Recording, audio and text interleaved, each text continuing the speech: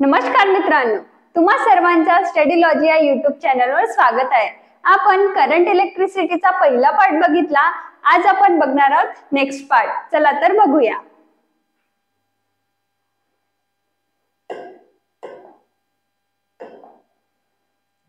आपण आपल्या आजच्या लेक्चर मध्ये मेनली बघणार आहोत रेजिस्टन्स विषयीच्या टर्म्स आणि त्याचे रिलेटेड क्वेश्चन्स। चला तर बघूया।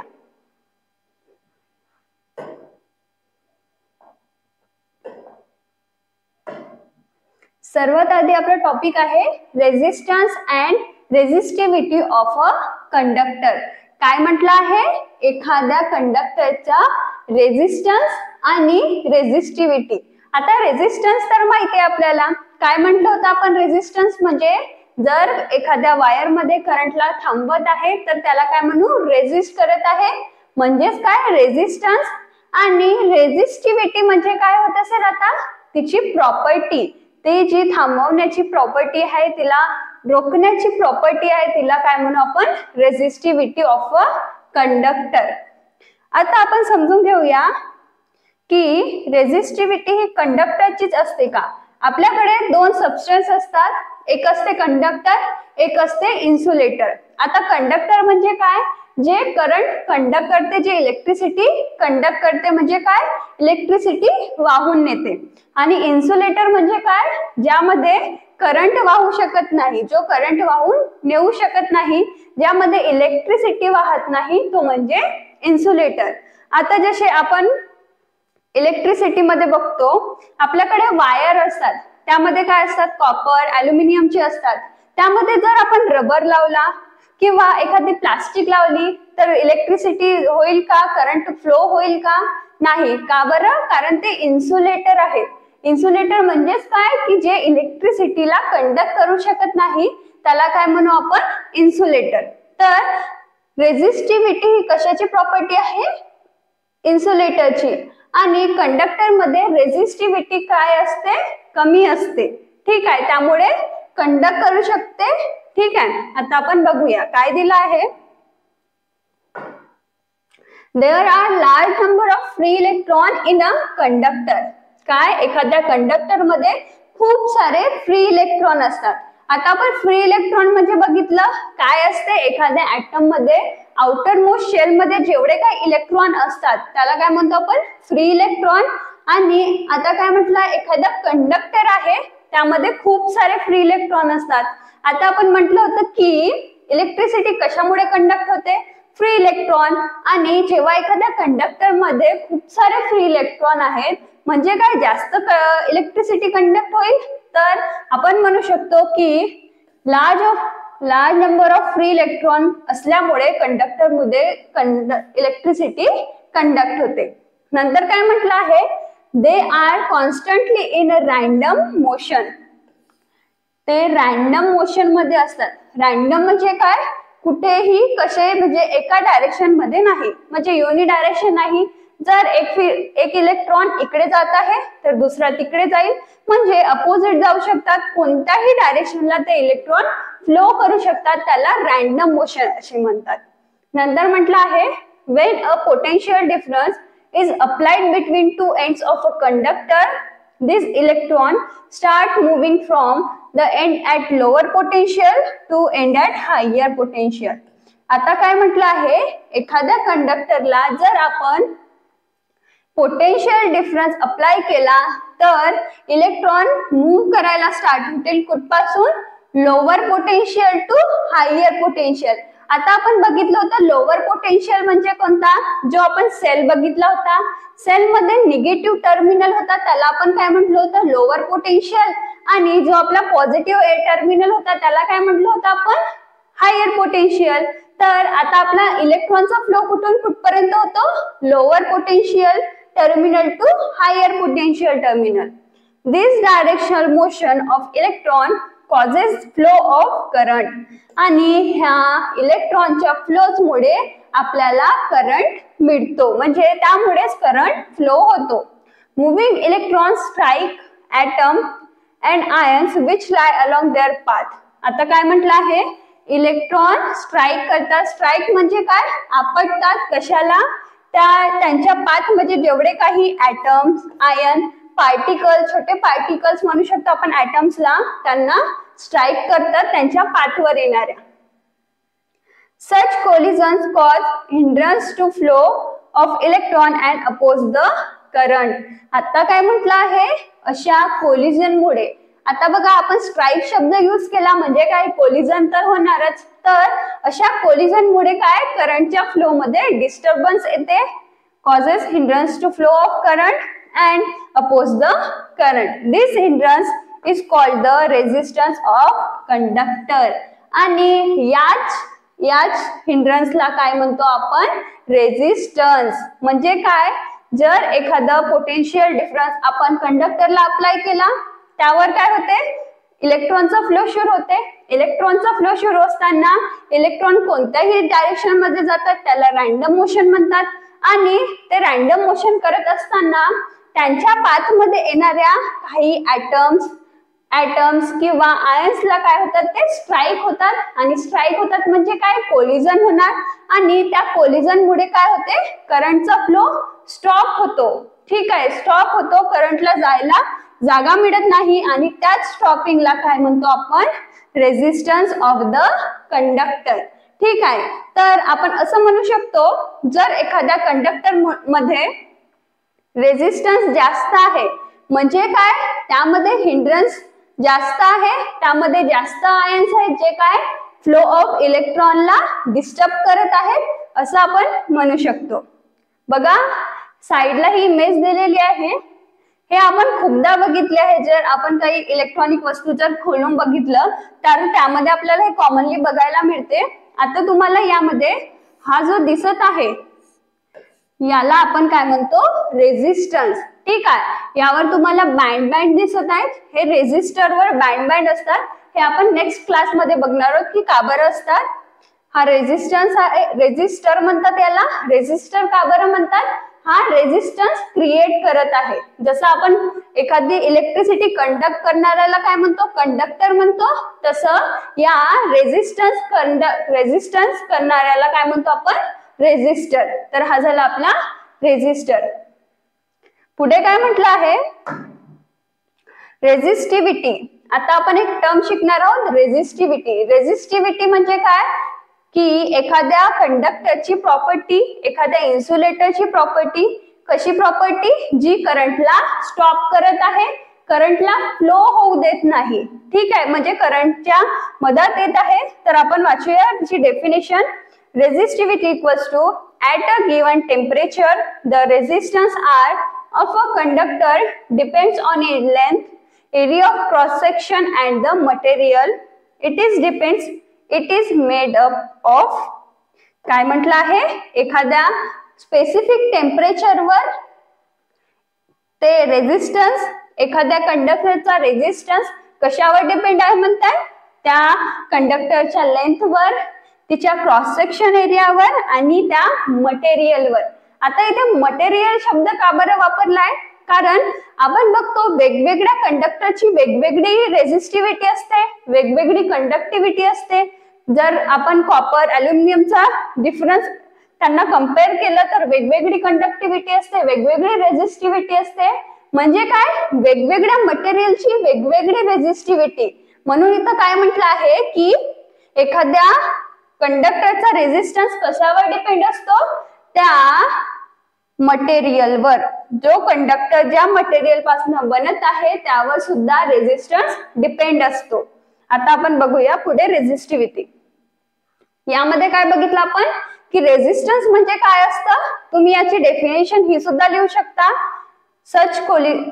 जे कोलिजन हिंड्रन्स क्रिएट करतात फ्लो ऑफ करंटला, त्याच हिंड्रन्सला आपण काय म्हणू शकतो? Resistance of a conductor.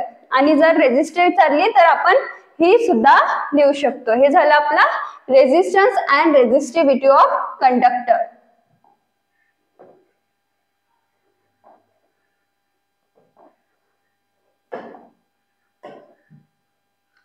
If the resistance of a conductor is R, then. आता बघा आपण मागे काय बघितलं की एखाद्या ऑब्जेक्टचा, एखाद्या कंडक्टरचा रेझिस्टन्स काय असतो, कशावर डिपेंड असतो, length of conductor, area of cross section of conductor and material. आता हा बघा, हा साइडला वायर दिलेला आहे. वायर म्हणजे काय, कंडक्टर आहे. आपण हा कंडक्टर घेतला, या कंडक्टरचा काय आहे, हा लेंथ आहे. पुन्हा काय, याचा जो एरिया, आपण जो काही क्रॉस सेक्शन एरिया घेणार तो आहे. आणि काय, मटेरियल. तर आता जेव्हा आपण यांना कम्पेअर करू, आपण जेव्हा इक्वेशन बनवू, आपण काय म्हटलं की रेझिस्टन्स कशावर डिपेंड असते, लेंथवर, is directly proportional to length. पुन्हा resistance is inversely proportional to what, area of cross section. आणि मग हे झाल्यानंतर जेव्हा आपला आन्सर येतो, तर काय येतो आन्सर, रेझिस्टन्स इक्वल्स टू, हा काय आपला रो, याला काय म्हणतात, रो. काय आहे हा, प्रोपोर्शनॅलिटी कॉन्स्टंट.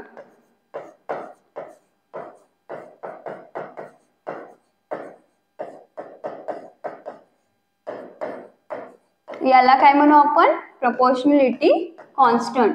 तर आपला फॉर्म्युला काय झाला, R equals to rho into L upon A. A म्हणजे काय झाला आपला एरिया.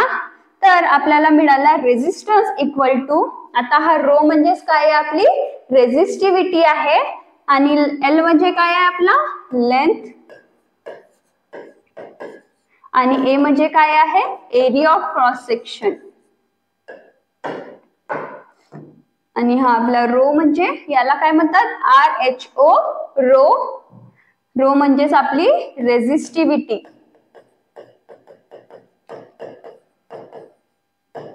आता बघा, हा रेझिस्टन्स कसं कॅल्क्युलेट करू शकतो बघा.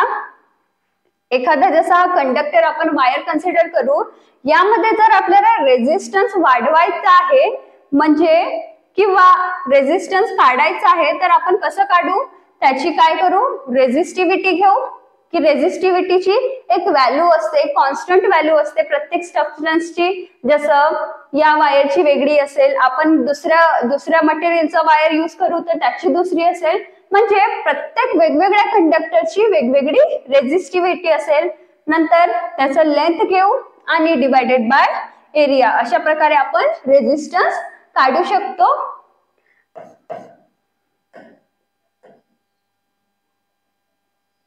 पुढे काय दिलं आहे, रो. बघा, हा rho is the constant of proportionality and is called the resistivity of the material.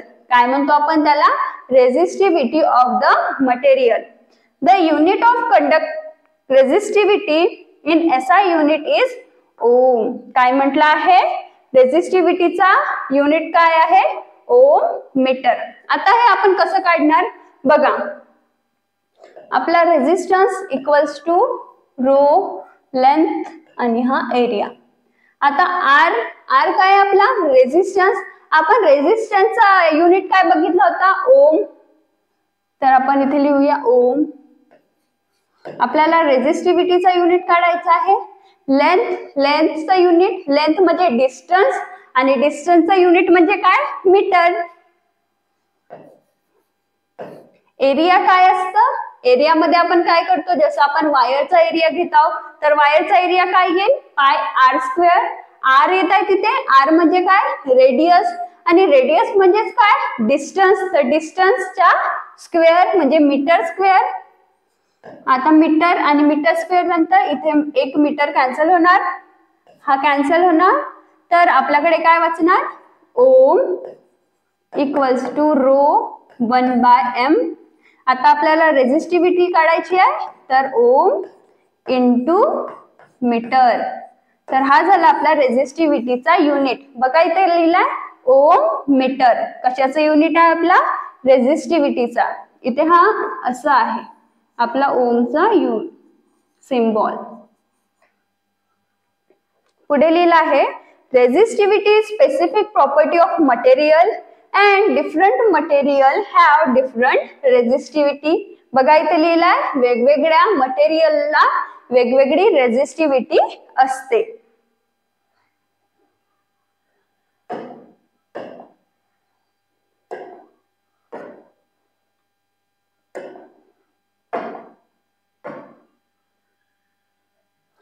आतापर्यंत आपण काय बघितलं, रेझिस्टन्स काय असते, रेझिस्टिव्हिटी काय असते. आता आपण बघणार आहोत इलेक्ट्रिक सर्किट. आता आपण इलेक्ट्रिसिटीकडे पुढे पुढे वाढत जात आहोत. आता आपला टॉपिक आहे इलेक्ट्रिक सर्किट. ठीक आहे, आता बघूया इलेक्ट्रिक सर्किट म्हणजे काय. A continuous path of electric current through conducting wires connected to ends of a cell and other resistance is called as electric circuit. काय म्हटलं आहे, एक असं कंटिन्युअस पाथ आहे जो इलेक्ट्रिक करंटचा, जो कंडक्टिंग वायरला कनेक्ट आहे, पुन्हा काय सेलला कनेक्ट आहे, पुन्हा काय रेझिस्टन्सला कनेक्ट आहे, आणि त्याला मिळून आपण काय म्हणत आहोत, इलेक्ट्रिक सर्किट. म्हणजे आपण असं म्हणू शकतो का की असं लॉंग पाथ आहे ज्यामध्ये रेझिस्टन्स पण आहे, करंट पण आहे आणि सेल पण आहे. अशी डायग्राम ज्यामध्ये रेझिस्टन्स आहे, करंट आहे, सेल आहे, त्याला आपण काय म्हणू, इलेक्ट्रिक सर्किट. जसं बघा आपल्याला डायग्राम दिलेली आहे इथे तुम्हाला दिसत आहे इलेक्ट्रिक सर्किट.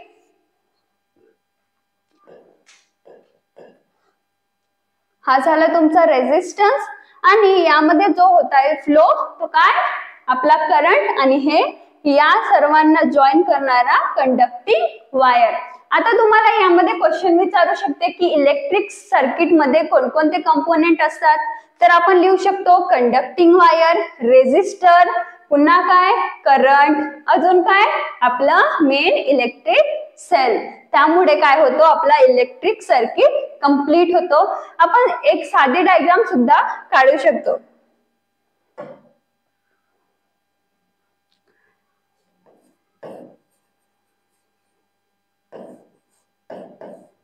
हा झाला आपला रेझिस्टर, हे झाली आपली सेल, यामध्ये फ्लो होत आहे तो करंट, आयने डिनोट करतो आपण त्याला. आणि हा जो काही पार्ट जॉईन केला आहे तो कशाने केला आहे, कंडक्टिंग वायरनी. तर आपण जर आपल्याला क्वेश्चन विचारला की इलेक्ट्रिक सर्किट सांगा, तर आपण त्यामध्ये एक छोटीशी डायग्राम काढून सांगू शकतो. नंतर काय लिहिलं आहे, a circuit is depicted by figure. This figure show how different component are to be connected in circuit. या डायग्राम मध्ये दाखवलंय की वेगवेगळे कंपोनेंट कसे कनेक्टेड आहे. By using special symbol for each of components, such figure is called as electric circuit diagram. याला काय म्हणतो आपण, इलेक्ट्रिक सर्किट डायग्राम.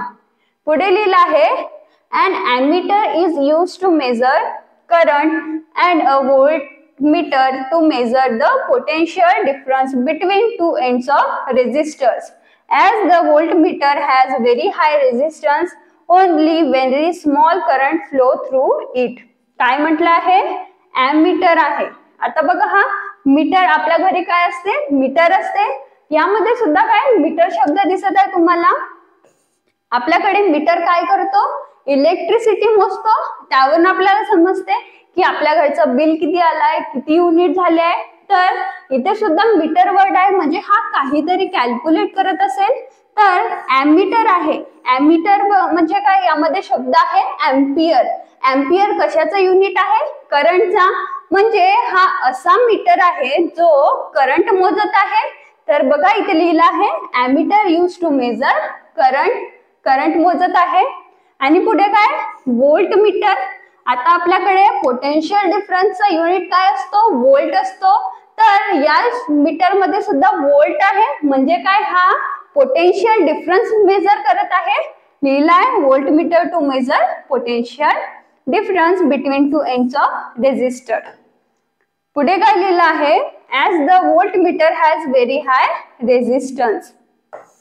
काय म्हटलं आहे, व्होल्ट मीटर मध्ये जास्त रेझिस्टन्स असतो, त्यामुळे काय खूप कमी करंट त्यामधून फ्लो होतो. ठीक आहे, काय म्हणू शकतो आपण की व्होल्ट मीटर मध्ये खूप कमी करंट फ्लो होतो. का बरं, कारण त्यामध्ये रेझिस्टन्स खूप जास्त असतो, असं याचं मीनिंग आहे. बघा खाली आपल्याला पुन्हा एक डायग्राम दिलेली आहे. त्यामध्ये बघा आधी काय आहे, एक की आहे, कंडक्टिंग वायर आहे, सेल आहे आणि बल्ब आहे. आता जेव्हा आपण या सर्वांना कनेक्ट करत आहोत तर हा आपला बल्ब ग्लो होत आहे.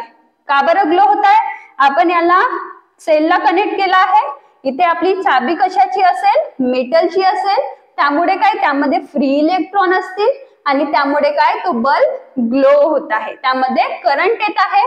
पुढे काय आहे बघा, आपल्याकडे एक सेल आहे, वायर आहे आणि काय आपला बल्ब ग्लो होत आहे. हा आपण खूप लोकांनी केलेला आहे. जेव्हा आपल्याकडे एक छोटासा सेल असत असतो, आपल्याकडे छोटा बल्ब आणि आपण त्यांना दोन्ही एंडला अटॅच करतो, तेव्हा आपला बल्ब काय होतो? ग्लो होतो. त्याच्या साईडला बघा एक पुन्हा एक डायग्राम आहे, त्यामध्ये काय आहे? तो बल्ब ग्लो होत नाहीये. बघा आपल्याकडे टीव्ही असतो, टीव्हीचा रिमोट कधी कधी चालत नाही.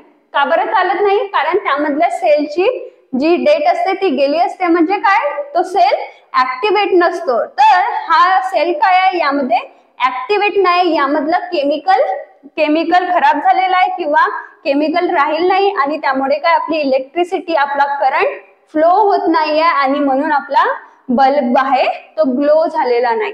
पुढे काय आहे? एक आपलं सेल आहे आणि रबर आहे आणि त्यामुळे काय होत आहे? आपला बल्ब ग्लो होत आहे.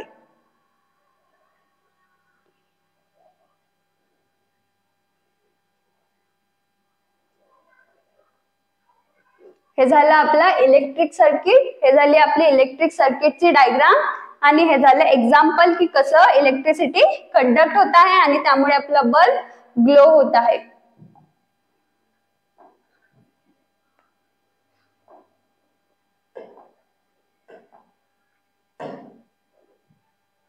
पुढे आपल्याला दिलाय एक चार्ट, ज्यामध्ये दिलाय symbol for component of a electric circuit and their uses. आपल्याला कंपोनेंटचे सिम्बॉल दिलेले आहे जे आपण इलेक्ट्रिक सर्किट मध्ये यूज केले आणि त्यांचा यूज दिलेला आहे.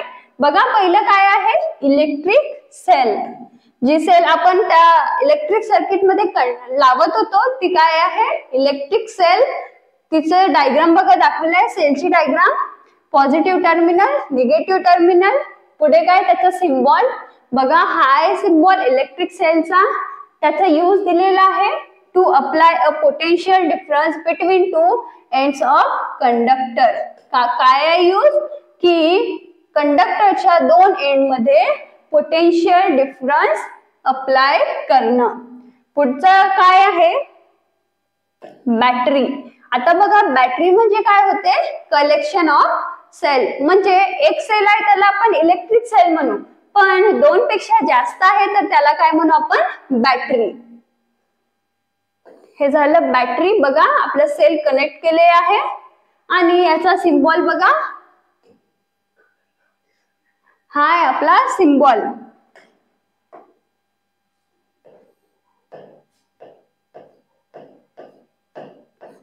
हा आहे आपला बॅटरीचा सिम्बॉल आणि हा झाला आपला इलेक्ट्रिक सेलचा सिम्बॉल. यामध्ये बघा पॉझिटिव्ह निगेटिव्ह टर्मिनल आहे, पॉझिटिव्ह निगेटिव्ह टर्मिनल. आता याचा यूज काय आहे?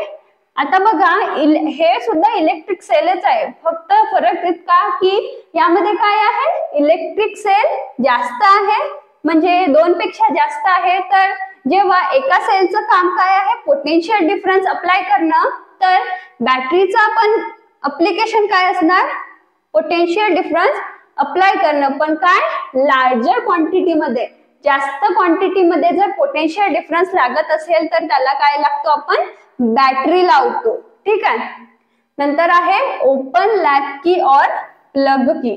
आता हे तुम्हाला जसे जसे तुम्ही समोरचे क्लासेस जाऊ तेव्हा काय समजेल की ओपन की काय असते, क्लोज की काय असते. सध्या तुम्हाला इतकं आठवण ठेवायचं आहे की जी ही सेट असते हिला आपण ओपन लॅप की म्हणतो किंवा प्लग की, आणि तिचं डायग्राम असं असते. बघा ओपन आहे म्हणून यामध्ये कुठलाही साइन नाही अंदर, तर आपण याला काय म्हणू? ओपन की. आता याचा यूज काय आहे? To stop flow of current flowing in a circuit by disconnecting two ends of wire. काय आहे याचं अप्लिकेशन? करंटचा फ्लोला थांबवणे by disconnecting two ends of wire. बघा आपल्याकडे जे बटन्स असतात तसे डायग्राम दिसत आहे तुम्हाला. आता जेव्हा ही अशी डायग्राम आहे म्हणजे काय? क्लोज आहे, आणि जेव्हा ही पूर्ण फ्लॅट आहे तेव्हा काय आहे? क्लोज आहे आणि ही काय आहे ओपन आहे. नंतर काय क्लोज लॅग की प्लग की, हे बघा याची डायग्राम काय आहे, सेम डायग्राम आहे ओपन की सारखी, फक्त फरक इतका की या मधामध्ये काय आहे प्लसचं साइन आहे. नंतर काय याचा use to start the flow of current in circuit by connecting two ends.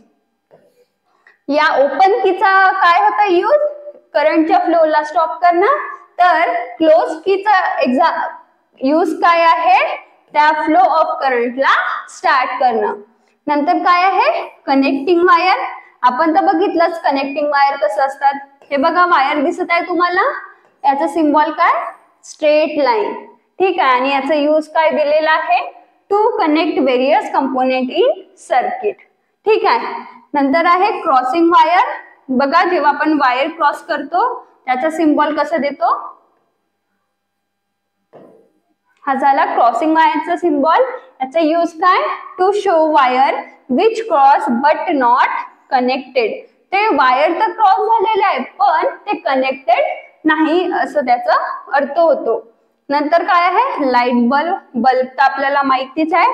बघा हा जेव्हा बंद आहे तेव्हा काय आहे अशी आहे सिम्बॉल, आणि जेव्हा हा ग्लो होत आहे तेव्हा काय आहे असा आहे सिम्बॉल. याचा यूज काय आहे to test flow of electricity. काय इलेक्ट्रिसिटीच्या फ्लोला टेस्ट करणं कशाचं काम आहे बल्बचं. आणि काय जर तो लाईट झाला म्हणजे काय ग्लो झाला म्हणजे करंट फ्लो होत आहे, आणि जर तो ग्लो नाही झाला लाईट नाही झाला म्हणजे काय त्यामध्ये करंट फ्लो होत नाही.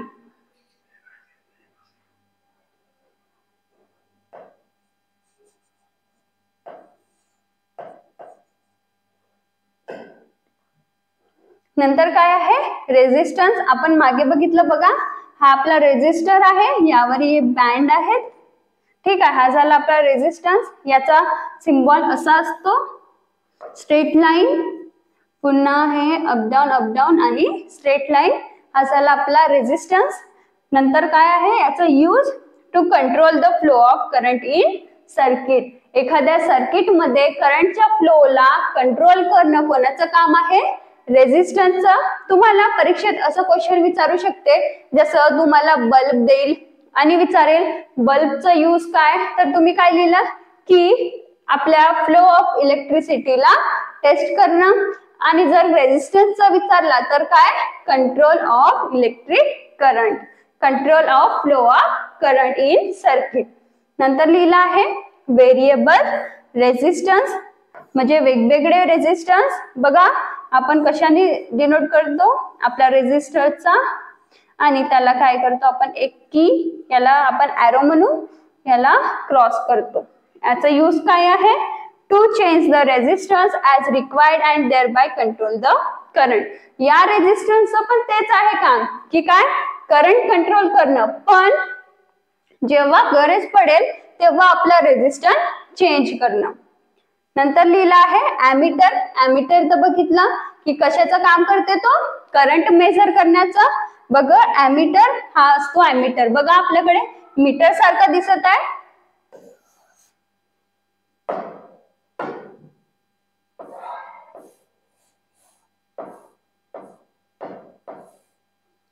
हाय ॲमीटर. याचा सिम्बॉल कसा आहे ए, सर्कल मध्ये ए आणि दोन्ही साइडला पॉझिटिव्ह निगेटिव्ह. याचा यूज काय आहे to measure current flowing in a circuit. नंतर काय आहे volt meter. Volt meter same तसंच आहे जसं मीटर आहे. याचा आपण इथे ए लिहिलं, आपण व्होल्ट मीटरच्या सिम्बॉल मध्ये व्ही लिहिणार. आता याचा यूज काय आहे पोटेन्शियल डिफरन्स मेजर करणं. ठीक आहे, हे झालं आपला सिम्बॉल. आता तुम्हाला पुढे नुसतं सिम्बॉल घेऊन आपल्याला विचारू शकते की या सिम्बॉलचं मिनिंग काय होते, जसं ओपन की दिली, क्लोज की दिली, किंवा रेजिस्टन्स दिलं, व्हेरिएबल रेजिस्टन्स दिलं आणि त्याचं यूज. हे झालं सिम्बॉल.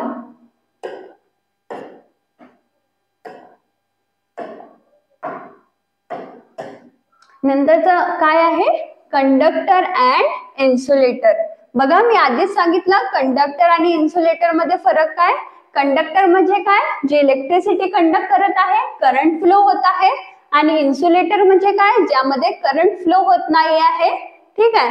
काय म्हटलं आहे, we have learn about the resistance to electric current. आपण रेझिस्टन्स पासून इलेक्ट्रिक करंट पर्यंत सर्व शिकलेले आहोत. We can divide substances into conductor and insulator. आता इन्सुलेटरलाच एक नाव आहे बॅड कंडक्टर. आता बॅड कंडक्टर म्हणजे काय, की ज्यामध्ये कंडक्टच होणार नाही, इलेक्ट्रिसिटी कंडक्ट होणार नाही, म्हणून काय म्हणत आहोत आपण त्याला बॅड कंडक्टर म्हणत आहोत. आता बघा आपल्याकडे एक इमेज आहे, त्यामधून आपण सांगू शकतो की गुड कंडक्टर पेक्षा आपण म्हणू कंडक्टर आणि बॅड कंडक्टर म्हणजे आपले इन्सुलेटर. कंडक्टर कोणकोणते आहेत बघा, कॉपर आहे, कॉपर दिसत आहे, तुम्ही हे खूपदा बघितलं असेल, कॉपर वायर. ग्रॅफाइट, आता बघा तुमच्यासाठी नवीन शब्द आहे, आपल्या पेन्सिल मध्ये एक ग्रॅफाइट असतो, जी आपली पेन्सिल ज्याने आपण लिहितो, ज्याने ब्लॅक कलर येतो, ब्लॅक ग्रे कलर येतो, त्याला काय म्हणतात, ग्रॅफाइट म्हणतात. यामध्ये सुद्धा काय असते, इलेक्ट्रॉन असते आणि त्यामुळे हा कंडक्टर आहे.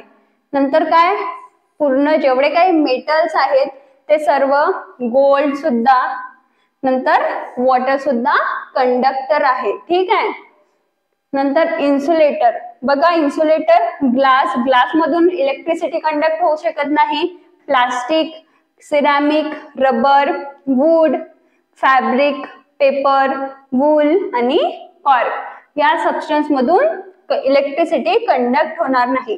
तर तुम्हाला इथे कंडक्टरचा एक्झाम्पल विचारला तर तुम्ही इझिली सांगू शकता कॉपर, अदर मेटल्स, ग्रॅफाइट. हा ग्रॅफाइट तर तुम्ही आठवण ठेवा, कारण हा युजली येणार आहे की आपले जे पेन्सिल मध्ये जे ग्रॅफाइटची नोक असते, जी पेन्सिल असते, त्यामध्ये सुद्धा फ्री इलेक्ट्रॉन असतात आणि त्यामुळे काय होते, इलेक्ट्रिसिटी कंडक्ट होते. आणि मेन आपला जो आहे तो आहे वॉटर. वॉटर सुद्धा काय आहे, कंडक्टर आहे. नंतर आहे कंडक्टरची definition. those substances which have very low resistance are called conductor. काय म्हटलं आहे, असे सबस्टन्स ज्यामध्ये रेझिस्टन्स खूप कमी आहे त्याला काय म्हणतो आपण, कंडक्टर. म्हणजे असे सबस्टन्स ज्यामध्ये काय, रेझिस्टन्स खूप कमी आहे, रेझिस्टिव्हिटी खूप कमी आहे. ठीक आहे, त्याला काय म्हणू आपण, कंडक्टर. कंडक्टर म्हणजे काय, ज्यामधून करंट इझिली फ्लो होऊ शकेल, त्यामध्ये रेझिस्टन्स खूप कमी असेल पण खूप कमी असेल, त्याला काय म्हणू आपण, conductor. Current can flow easily through such material, त्याला काय म्हणू आपण, कंडक्टर.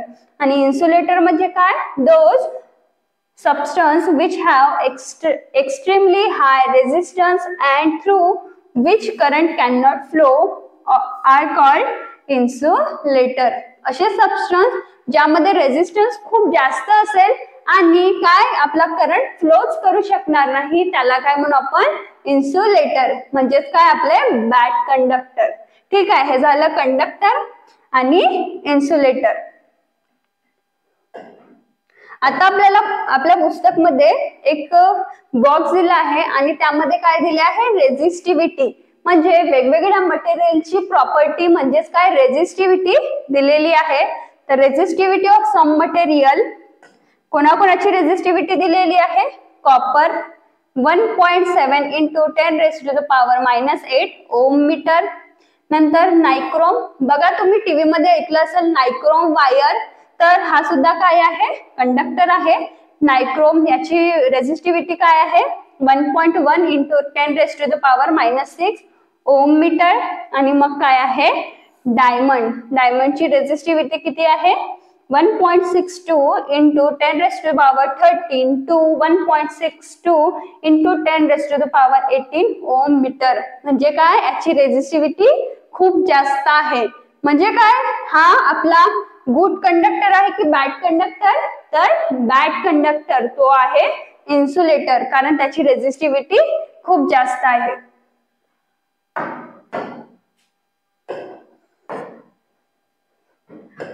नंतर आहेत आपले न्यूमेरिकल्स. काय आहे पहिलं example 1. The resistance of a filament in a light bulb is 100 ohm 1000 ohm if the bulb is fed by current from a source of potential difference 230 volt. How much current will flow through it? बघा काय म्हणत आहे, हा light bulb आहे, यामध्ये जो हा filament आहे याचा रेझिस्टन्स दिलेला आहे आपल्याला 1000 ओम आणि पुन्हा काय दिलेला आहे, यामध्ये कितीचा पोटेन्शियल डिफरन्स आहे 230 वोल्ट आणि आपल्याला विचारलंय की यामध्ये किती करंट फ्लो होईल. तर आपण कसं काढणार, आपल्याकडे एक फॉर्म्युला आहे ओम्स लॉ, त्यामध्ये काय आहे आपला फॉर्म्युला आहे V = IR. यामध्ये पोटेन्शियल डिफरन्स सुद्धा आहे, करंट सुद्धा आहे आणि रेझिस्टन्स सुद्धा आहे. तर यावरून आपण या क्वेश्चनचा आन्सर काढू शकतो. सर्वात आधी आपण काय लिहूया, गिवन काय दिलेलं आपल्याला, सर्वात आधी रेझिस्टन्स.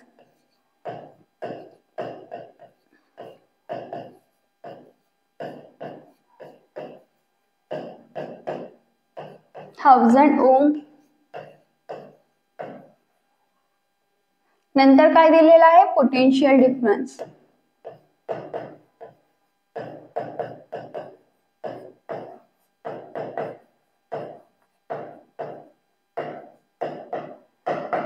To 230 volt. नंतर आपल्याला काढायचं काय आहे, करंट. आता आपण काय लिहिणार, बाय युजिंग ओम्स लॉ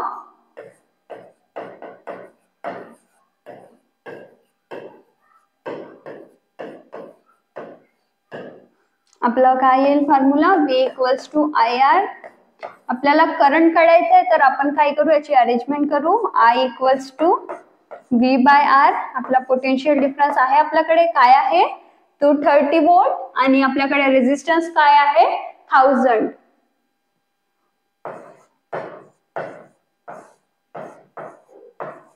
आता जेव्हा आपण याला डिवाइड करणार तर आपला आन्सर काय येईल 0.23 आणि करंटचा युनिट काय असतो एम्पियर. तर काय येईल आपला 0.23 एम्पियर करंट यामधून फ्लो होईल. तर आता आपण काय वर्डिंग मध्ये काय लिहिला, द करंट फ्लोइंग थ्रू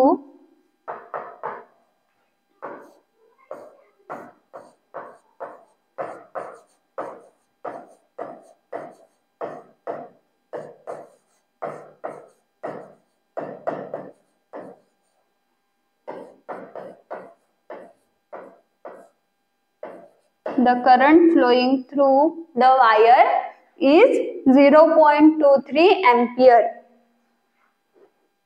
आपल्याकडे इथे काय आहे फिलामेंट आहे तर through filament the current flowing through the filament is 0.23 ampere. हा झाला आपला answer.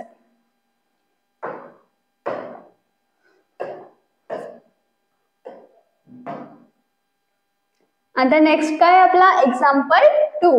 The length of a conducting wire is 50 centimeter and its radius is. Next काय आपला एक्झाम्पल 2.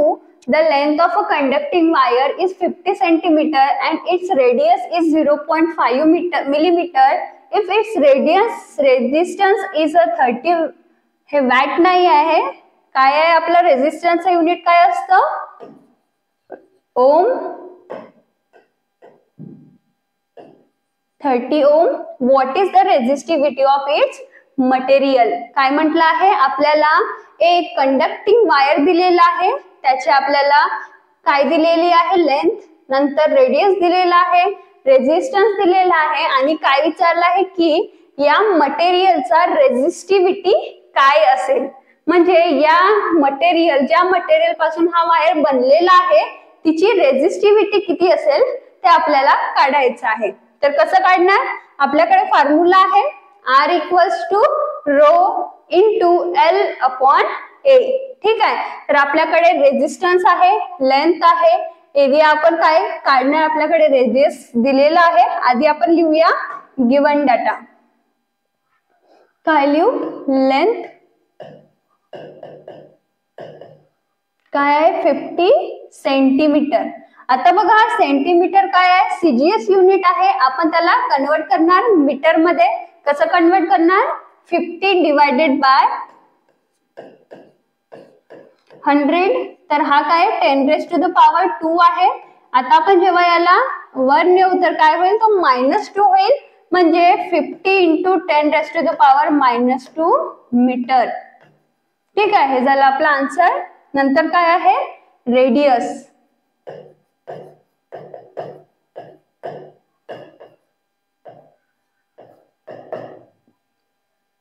(0.5 मिलीमीटर. आता मिलीमीटरला आपण जेव्हा मीटर मध्ये कन्वर्ट करू तर आपल्याला मल्टिप्लाय करावं लागणार. जसं इथं सेंटीमीटर टू मीटर कन्वर्ट करण्यासाठी आपण कशाने मल्टिप्लाय केलं, 10⁻². आता आपल्याला मिलीमीटर टू मीटर कन्वर्ट करायचं आहे तर आपण मल्टिप्लाय करणार 10⁻³ ने. म्हणजे 0.5 × 10⁻³ आणि काय कन्वर्ट केलं आपण मीटर मध्ये. पुढे काय लिहिलं आपल्याकडे, रेझिस्टन्स 30 ओम. आता आपण फॉर्म्युला लिहिणार. काय आहे आपला formula, R = rho length upon area. आता रो काढण्यासाठी आपण या दोघांना इकडे नेऊ, R × A अपॉन लेंथ. ठीक आहे. आता रेझिस्टन्सची व्हॅल्यू काय आहे 30. पुढे आपला एरिया काय, आता एरिया तर दिलेलाच नाही, आपण एरिया कसं काढणार. बघा तुम्हाला हा वायर सर्क्युलर दिसत आहे आणि सर्कलचा एरिया काय असतो, πr². इथे आपल्याला रेडियस दिलेला आहे, त्यावरून आपण याचा एरिया काढणार. एरिया काय होईल, पायची व्हॅल्यू 3.14 आणि r² म्हणजे 0.5 होल स्क्वेअर. ठीक आहे, डिवायडेड बाय लेंथ. लेंथ काय आपली 50 × 10⁻² मीटर. आता काय करणार, आपण याला सॉल्व करणार. सर्वात आधी आपण काय करू, ब्रॅकेटला सॉल्व करू. ब्रॅकेटला सॉल्व करताना काय करणार आपण, 30 × आता बघा 0.5 स्क्वेअर म्हणजे 5 चा स्क्वेअर काय येतो 25. तर 0.25 स्क्वेअर काय येईल 0.25. ठीक आहे, तर काय येईल 0.25 × 10⁻³ तर या दोघांचं काय होतं मल्टिप्लाय आणि आन्सर काय येतो 10⁻⁻6. तर आन्सर काय आला 0.25 × 10⁻⁻6 डिवायडेड बाय 50 × 10⁻². आता आपण याला सॉल्व करूया. पुढे 30 × 3.14 × 0.25 × 10⁻⁻6. बघा जर हा 25 असता तर आपण याला 5 ने डिवाइड करू शकलो असतो, म्हणजे इझिली आपण डिवाइड करू शकतो. तर आपण असं काहीतरी करणार की याचा व्हॅल्यू फक्त 25 येणार, हा 0 पॉइंट चालला जाईल. तर काय करणार आपण या 0.25 ला 25 मध्ये कन्वर्ट करण्यासाठी याला कशाने मल्टिप्लाय करणार 100 नी. म्हणजे काय यामध्ये पुन्हा 2 वाढतील आणि याचा आन्सर काय येईल 10⁻⁻8 म्हणजे काय येईल 25 × 10⁻⁻8 डिवायडेड बाय काय येईल 50 × 10⁻². आता बघा हा 0 ने कॅन्सल होईल.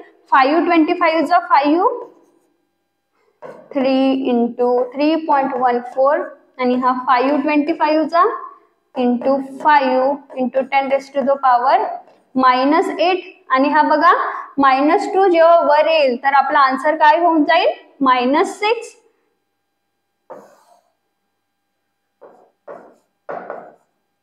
तर जेव्हा आपण याला पूर्ण सॉल्व करूया तेव्हा आपला आन्सर काय येईल 4.71 × 10⁻⁻5 मीटर. ठीक आहे, हा झाला आपला आन्सर काय येईल? ओम मीटर. हे झालं आपला न्यूमेरिकलचा आन्सर. आपण आता वर्डिंग मध्ये काय लिहूया? द रेझिस्टिव्हिटी ऑफ मटेरियल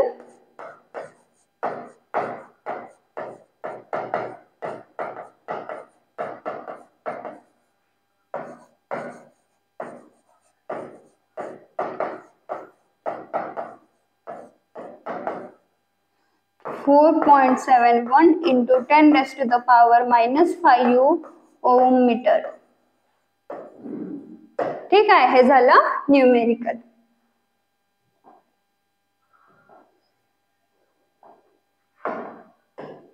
पुढचं काय आहे? Example 3. A current of 0.24 ampere flow through a conductor when potential difference of 24 volt is applied between its end. What is its resistance? बघा काय म्हटलं आहे? एक कंडक्टर आहे.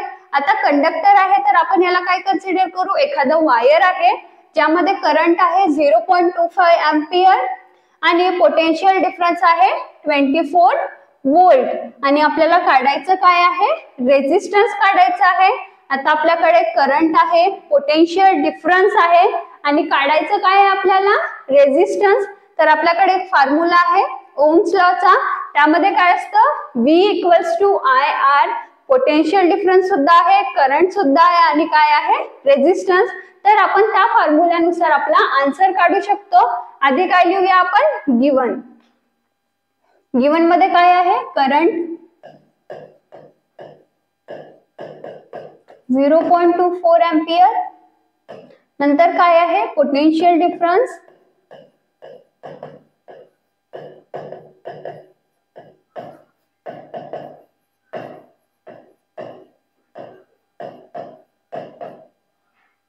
काय आहे? 24 वोल्ट आणि काय काढायचं आपल्याला? रेझिस्टन्स. तर आपण लिहूया by using ohm law.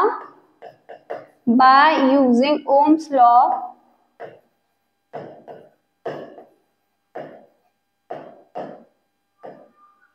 V = IR. तर V/I = R.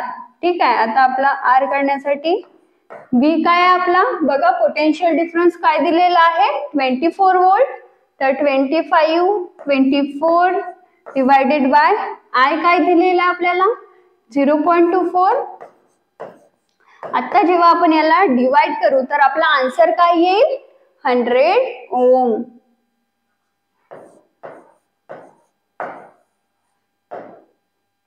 बघा हे कसं झालं? इथे बघा 0.24 आहे म्हणजे काय? याला जेव्हा आपण 100 ने मल्टिप्लाय करू तर आपला आन्सर 24 होईल. तर आपण काय करणार? या व्हॅल्यूला 100 ने मल्टिप्लाय करणार आणि या व्हॅल्यूला सुद्धा 100 ने मल्टिप्लाय करणार. तर काय होईल? जेव्हा याला मल्टिप्लाय करू तर याचा आन्सर येईल 24 आणि आपला वर आहे 24 × 100. तर 24 कॅन्सल. आपला आन्सर आला 100 ओम. ठीक आहे. तर आपला आन्सर आला 100 ओम. तर आपण आता लिहूया आपला सेंटेन्स. काय आहे? The resistance of a conducting wire is what?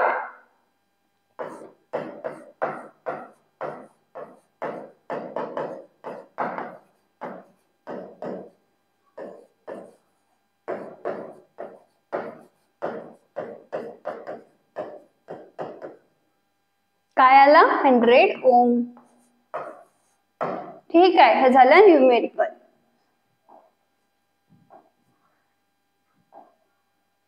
Next काय आपला?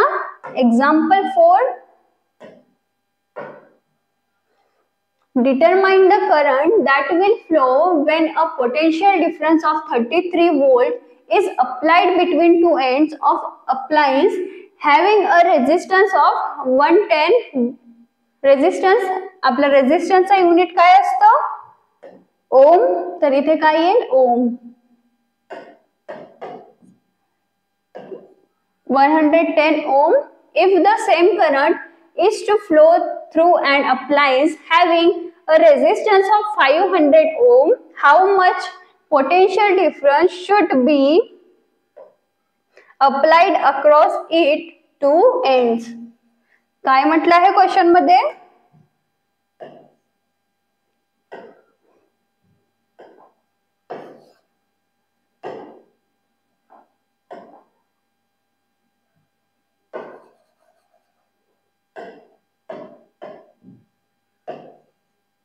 काय म्हटलं आहे, करंट, आपल्याला करंट आयडेंटिफाय करायचं आहे.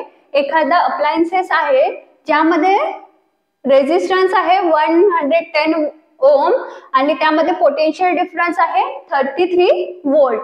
आता जेव्हा यांना आपण कॅल्क्युलेट करू, यामधून आपण जेव्हा करंटची व्हॅल्यू काढू, तेवढाच करंट जर आपण दुसऱ्या अप्लायन्सेसला लावलं तर त्यामध्ये किती पोटेन्शियल डिफरन्स येईल ते आपल्याला विचारलेलं आहे. म्हणजे काय काढायचं आपल्याला, आधी तर सर्वात आधी आपल्याला पहिल्या कंडिशन कडे बघायचं आहे ज्यामध्ये आपल्याला करंट काढायचा आहे. तो करंट काढून झाल्यानंतर काय करायचं आपल्याला, तो करंट सेकंड अप्लायन्सेस मध्ये अप्लाय करायचा आहे आणि पोटेन्शियल डिफरन्स काढायचा आहे. आधी काय लिहू आपण, गिवन डाटा काय आहे, पोटेन्शियल डिफरन्स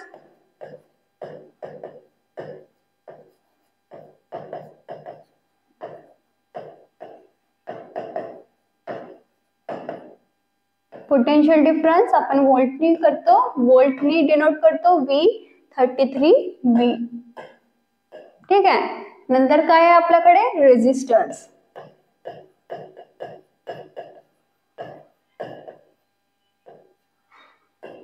काय आहे 110 ओम. ठीक आहे. आणि आता आपल्याला सर्वात आधी काढायचं आहे करंट. करंट कसं काढणार, by using of ohm's law. V equals to IR. तर I काढण्यासाठी काय करू आपण, V डिवायडेड बाय R. आता पोटेन्शियल डिफरन्स 33 आहे आणि आपला रेजिस्टन्स किती दिलेला आहे, 110 ओम. तर जेव्हा आपण याला डिवाइड करू आपला आन्सर काय येणार, बघा इथे 33 दिसत आहे आणि इथे 11 दिसत आहे. म्हणजे 11 ला आपण 3 नी मल्टिप्लाय केल्यानंतर आपला आन्सर काय येईल, 33. म्हणजे फक्त आपल्याला इथे एक कमी आहे तर आपण 0.3 लिहिणार. आपला आन्सर काय येईल 0.3. आणि करंट काढायचा होता तर काय येईल आपला आन्सर, एम्पियर. ठीक आहे. आता आपण पहिली कंडिशन काढलेली आहे, आपल्याला करंट काढायचा होता. आता सेकंड कंडिशन मध्ये काय म्हणत आहे की तोच करंट आपण दुसऱ्या अप्लायन्सेस मध्ये लावत आहोत आणि त्यावर त्या अप्लायन्सेस मधला आपल्याला पोटेन्शियल डिफरन्स काढायचा आहे. ही झाली आपली फर्स्ट केस. आता आपण सेकंड मध्ये काय लिहिणार, सेकंड मध्ये आपल्याला हाच करंट यूज करायचा आहे. V equals to IR. Resistance किती दिलेला आहे, 500. 0.3 इंटू 500 ओम. काय काढायचं आपल्याला इथे, V म्हणजे काय आपला पोटेन्शियल डिफरन्स. तर आपला आन्सर काय येईल 0.3 इंटू 500.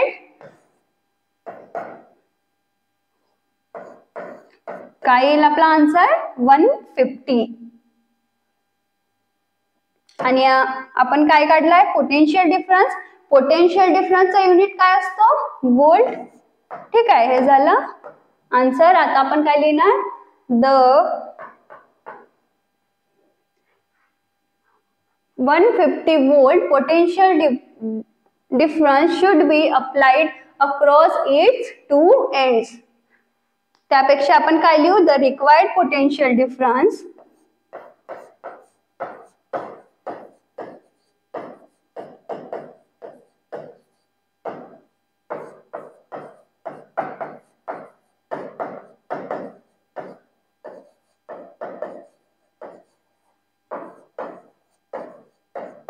between two ends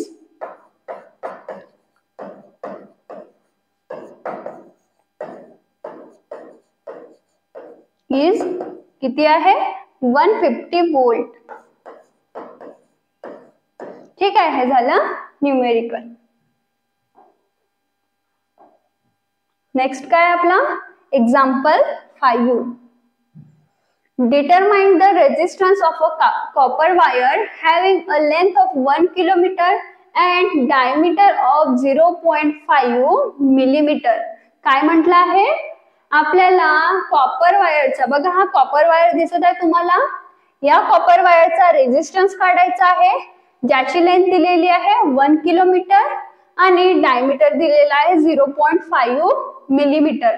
आता बघा आपण एक स्लाइड बघितली होती ज्यामध्ये मी काही सबस्टन्स काहीतरी मटेरियलची रेझिस्टिव्हिटी सांगितली होती. आपण यामध्ये रेझिस्टन्स कसं काढणार? आपल्याकडे रेझिस्टिव्हिटीच नाही, तर यासाठी आपल्याला त्यांच्या व्हॅल्यूज पाठ करावे लागणार. तर आपल्याकडे कॉपरच्या रेझिस्टिव्हिटीची व्हॅल्यू काय आहे आपण मागे बघूया.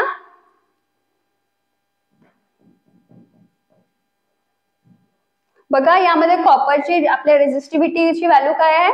1.7 into 10⁻⁻8 ओम मीटर.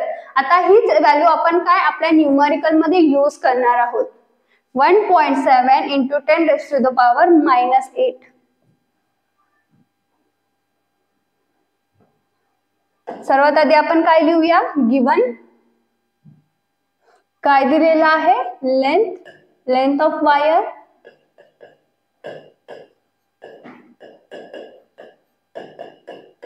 आता बघा इथे किलोमीटर दिलेला आहे. आपण युजली काय बघतो? मीटर मध्ये असतात व्हॅल्यूज.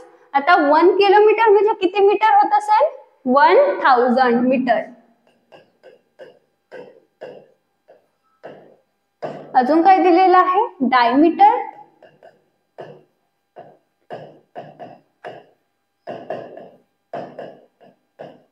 आता बघा इथे सुद्धा मिलीमीटर आहे. मिलीमीटर टू मीटर कन्वर्ट करण्यासाठी आपण काय करत होतो? 10⁻⁻³ ने मल्टिप्लाय करत होतो. तर आपण काय करणार? 0.5 into 10⁻⁻³ मीटर. हे झालं आपला डायमीटर. आता आपण काय करायचं आहे? रेझिस्टन्स. तर आपण यूज करणार आपला रेझिस्टन्सचा formula. Resistance equal to resistivity length on area. आणि आपण रेझिस्टिव्हिटी ऑफ कॉपर बघितली होती, काय होती? 1.7 into 10⁻⁻8 ओम मीटर. ठीक आहे, आता आपण हे तिथे यूज करणार आहोत. 1.7 - 8 लेंथ काय आहे आपली? 1000. आणि आपल्याला एरिया दिलेलाच नाही. एरियामध्ये काय येतो? रेडियस येतो. पण आपल्याला माहिती आहे की आपल्या रेडियसचा डबल काय असतो? डायमीटर. म्हणजे डायमीटरचा हाफ काय असतो? रेडियस. तर जो आपला एरियाचा फॉर्म्युला असतो πr², यामध्ये आपण r च्या ठिकाणी काय ठेवू शकतो? आपला डायमीटर डिवायडेड बाय 2 चा स्क्वेअर. म्हणजे हा सुद्धा सेम फॉर्म्युला आहे, फक्त आपण रेडियसच्या ठिकाणी काय ठेवलं? Diameter divided by 2. ठीक आहे, आता आपण पायची व्हॅल्यू काय येते? 3.14. डायमीटर काय आहे? 0.5 into 10⁻⁻³ चा स्क्वेअर.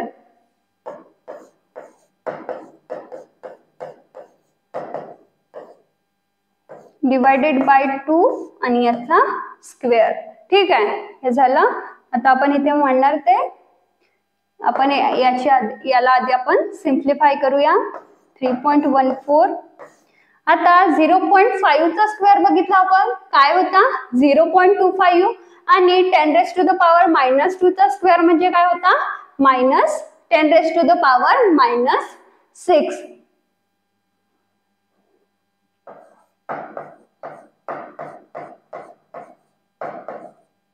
Divided by 2. तर जेव्हा आपण याला पूर्ण सिम्प्लिफाय करत आहोत, तर सिम्प्लिफाय केल्यानंतर आपला आन्सर काय येत आहे? 0.2. आपण एरियाची व्हॅल्यू काढत आहोत. एरियाचा काय येतो युनिट? Metre square. तर काय येईल?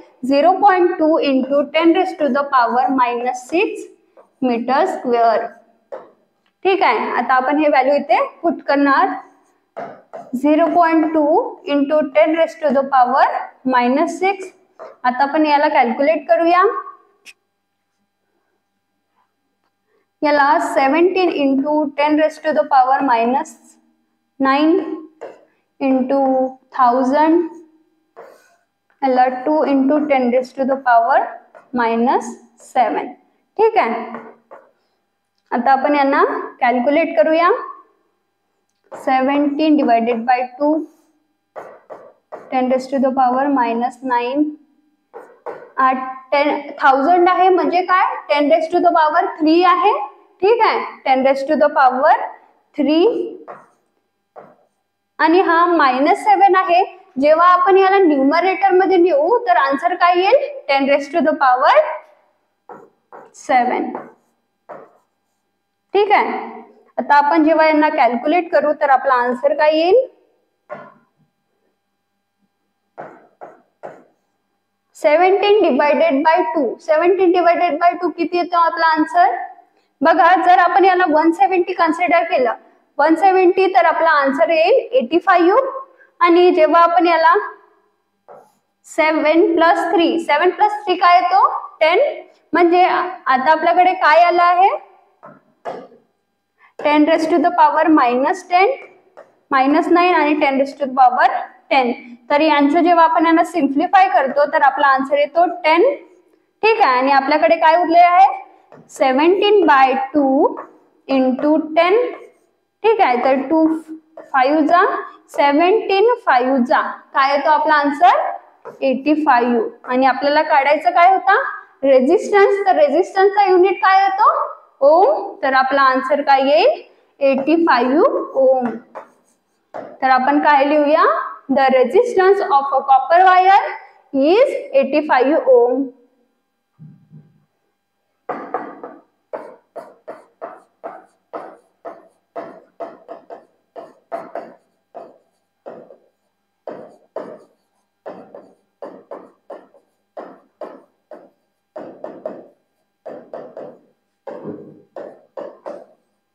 ठीक आहे. हे झालं आपला न्यूमेरिकल.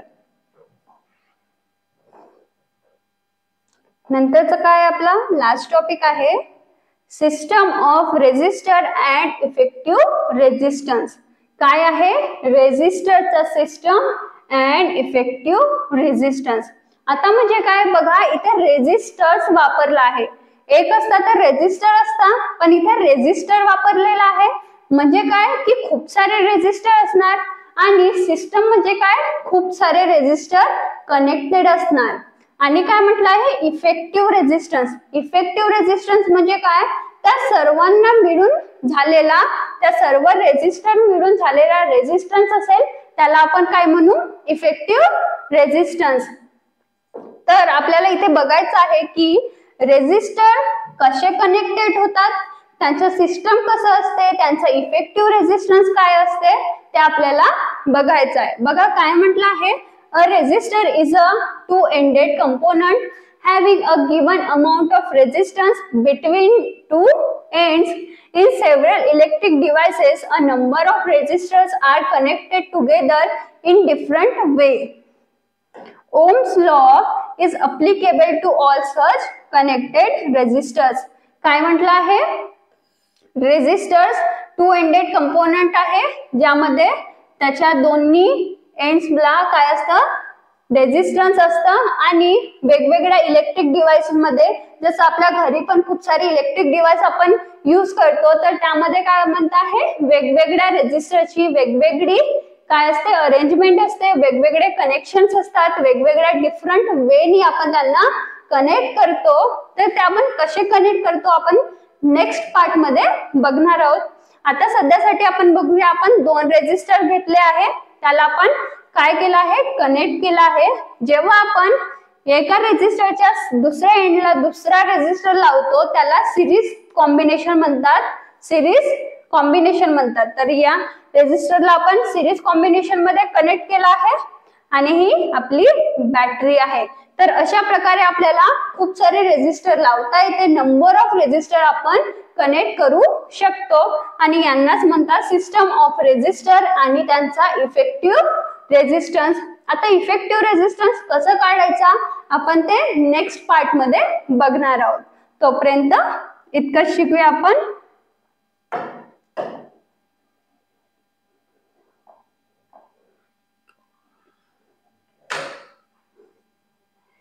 तुम्हाला आमचा आजचा व्हिडिओ आवडला असेल तर व्हिडिओला लाईक करा आणि असेच उपयोगी व्हिडिओज बघण्यासाठी चॅनलला सबस्क्राईब करा. तोपर्यंत बाय बाय.